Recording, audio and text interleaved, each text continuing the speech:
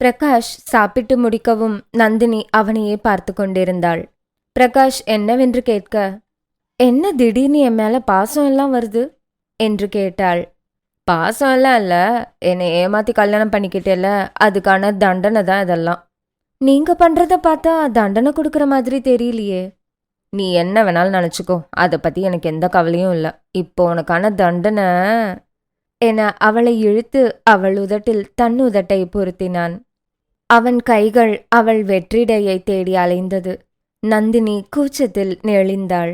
பிரகாஷுக்கு அவளை விடுவிக்க மனமே இல்லை போல. அவளை உடும்பு போல இறுக்கிக் கொண்டே இருந்தான். கொஞ்சம் கொஞ்சமாக அவன் கைகள் மேலே ஏறிக்கொண்டே இருந்தது. நந்தினி அவனை தன்னிடமிருந்து பிரிக்க முயற்சிக்கவில்லை. அவளும் அவனை அணைத்து கொண்டாள். பிரகாஷுக்கு நந்தினியை விட மனமே இல்லை. நீண்ட நேரத்திற்கு பின் பிரகாஷ் அவளை விடுவித்தான். நந்தினிக்கு தான் கூச்சமாக இருந்தது. அவன் முகத்தை பார்க்காமல் கட்டிலில் படுத்துக்கொண்டு பெட்ஷீட்டை கால் முதல் தலை வரை மூடிக்கொண்டாள்.